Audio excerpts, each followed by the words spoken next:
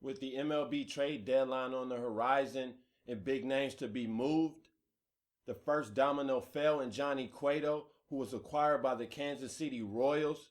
They had to give up a pretty penny to get him. They gave up 3 pitching prospects, but they indeed land their starting pitcher, their ace for their staff, already as the best team in the AL. With the addition of Johnny Cueto, it's hard to think that the Royals won't be in the World Series for a second straight year.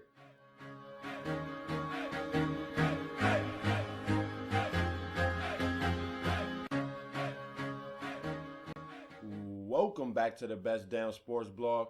Back again to talk MLB this time with you guys because the trade deadline is approaching and the first chip has fallen in Johnny Cueto, who was acquired by the Kansas City Royals in exchange for 3 pitching prospects, which in some baseball circles, they consider it to be a bit much.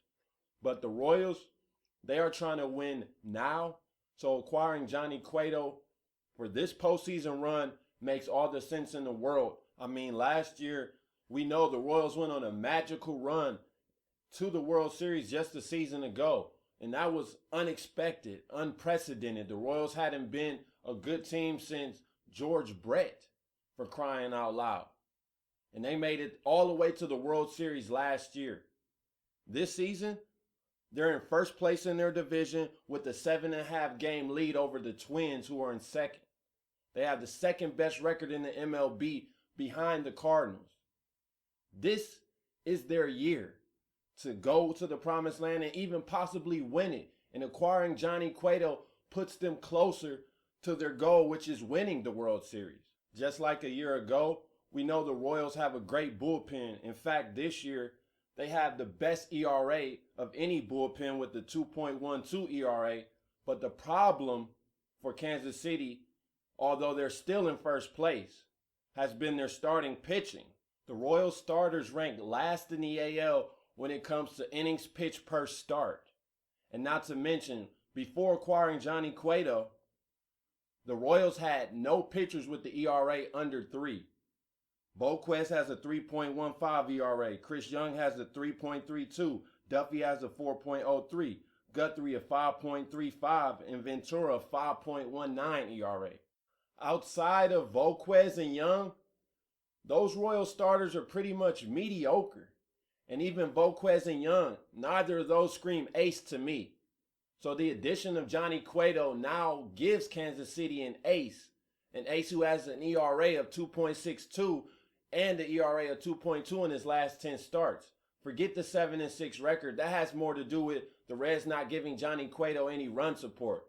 He has a career record of 92-63, so he's been a productive pitcher his whole career. This is his chance to step into the limelight and really prove that he's up there with the elite pitchers. And now that he's a Royal, he will definitely have the chance to do so because he's the clear-cut ace for this team, and a lot of pressure will be on Johnny Cueto's shoulders come playoffs. When I look at this Royals team now with Johnny Cueto, to me, they look to be the most well-rounded team in the MLB. We know their offense is fine. Their bullpen is top-notch. Rarely gives up many runs. Rarely blows games that they're leading in. So the addition of an ace to their pitching staff to round out their rotation is all the Royals needed. And to me, their biggest threat in the AL is the Angels, and I just don't think they have enough starting pitching along with the good bullpen to be able to compete with this Royals team. With Cueto, they are now the clear-cut favorites to come out of the AL, and if they don't, that would be a disappointment. They're giving up 3 pitching prospects and one that has a bright future, for sure. They'll at least need to make it to the World Series to justify trading away 3 prospects because that's a lot, especially 3 pitching prospects.